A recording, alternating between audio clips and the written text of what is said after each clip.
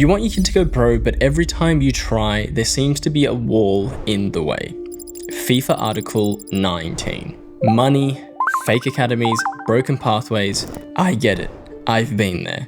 I got scammed twice. That's why I built an agency that cuts through all of it. Now, some people don't want to hear that. Every week I get called a scammer, a fraud, a thief, all because of one thing.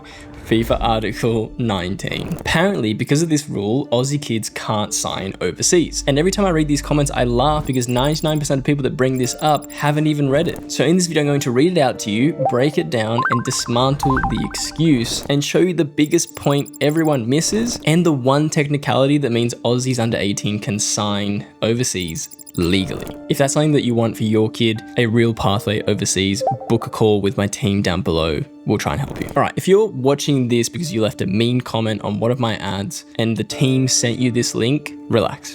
I don't take it personal. I'm honestly one of the good guys. All I ask is for a bit of grace and a few minutes of your time. And if by the end of this video, you have a better understanding of FIFA Article 19 and you want to go back and comment something nice on our ad, you would be helping thousands of families and I'd really appreciate it. By the way, why should you listen to me? My name's Deriard. I run the #1 football agency in Australia for amateur players chasing pro clubs overseas. We've got over 25 official partnered clubs. We send players to Europe every single month, and we even run our own team in Madrid that competes inside the federation. Managing my team, clubs, agents, federations, and getting around Article 19 is literally what I do every day, 24/7. All right, so let's just go to the source. What is FIFA Article 19? It says international transfers are only permitted if the player is over the age of 18. Now that's the line every Facebook Karen loves to screenshot, post, and treat it like it is the gospel. But that is only the first line. The rule has exceptions which nobody seems to read. And when they do read it, they misinterpret it because they have zero context.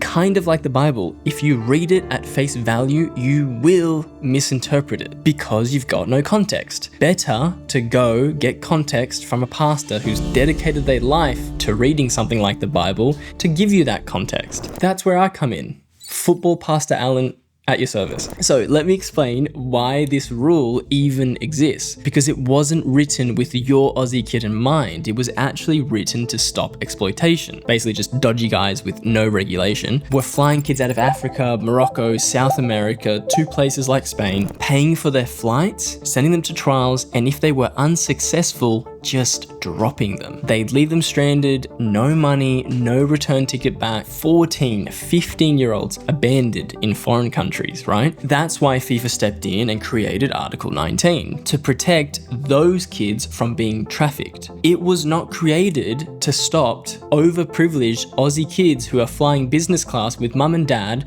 from being able to chase their dreams. Anyone who tells you otherwise has absolutely no idea what they're talking about. Another key point about Article 19 is that it only covers registrations, not trials. So you can still trial, you can still train, you can still get evaluated, clubs can still set things up, they can line up agreements should they wish, or my favorite, give you scholarships that bypass that rule. And this brings me to my biggest point, scholarships. On paper, a scholarship is not a professional contract. And because of that, it bypasses Article 19 completely, even when those scholarships cover everything. I'm talking flights, accommodation, food, transfer, right? Player pays nothing, right? For a year or years, it still counts as a scholarship. It's kind of like your blue head Starbucks barista. We all know he is a dude, but you still have to call him her.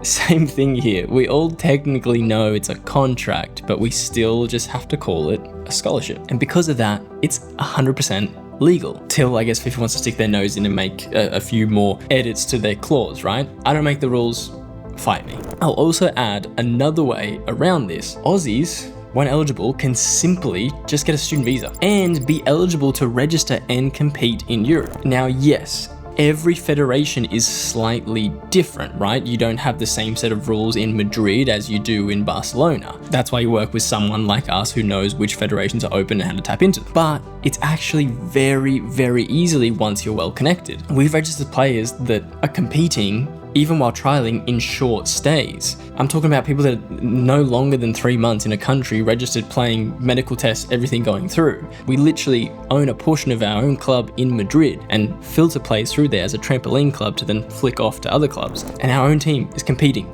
every single weekend in like Madrid's 7th division. That should tell you I know what I'm talking about, but let's just look at the evidence, right? If Article 19 meant what the haters say, none of this would have happened, right? Tommy Aslamowski signed with Deriard, late to Leganes C team, only has an Australian passport.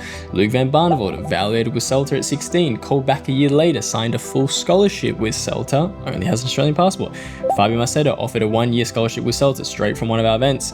Dominic and Orlando, full scholarships with Real Avila. Dominic was only 14. These are real kids, real signings, real outcomes, right? If that's something you want for your kid, you want to just have a chat with my team, link down below. Now here's the truth, before you click away. Why do a lot of parents comment this? I get it. They've been overseas, they got burned, and they're frustrated. I sympathize. But what I won't tolerate is abuse simply because I work in the same industry. Imagine getting angry at a plumber just because you had a bad experience with a plumber 3 years ago. And so now you just treat every single plumber the same. It's so weird to me, right? And to add to that, in this country, we have tall poppy syndrome. We love tearing down anyone who is trying to do anything big. And football happens to be the worst of it. No one wants to work together. Everyone is out there to try and bring you down. This isn't easy. You know, what I've created, this whole agency, what my team does every day is not easy. I've dedicated my entire life to this. My team works round the clock. And here's the bit no one ever told you.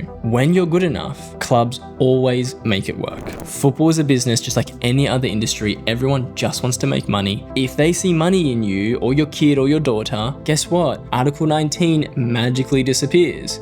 If your kid or yourself was told otherwise, I'm sorry, but you were just let down easy. The truth is they just weren't good enough. And I'm sorry that no one had the balls to tell you straight, and so they just made a soft excuse. And even if you could argue, no, they were telling the truth or they thought this was the truth, it was misguided because they just don't know enough about the industry to know how to get around certain things. So my point is the people who scream the loudest are usually the ones that have the least amount of knowledge. If you actually want to know how to work around Article 19, not hide behind it as an excuse for why players can't make it, book a call with my team. We'll answer all your questions, give you the truth, map out a pathway, and if you're the right fit, we will represent you. Article 19 isn't a wall, it is just part of a game that we have to play. And honestly, there's like another 3 ways to get around it that I didn't mention in this video, because being honest, I'm not going to give you all my information for free. Pay me, give me something, my guy. You can't get it all for free. Link down below.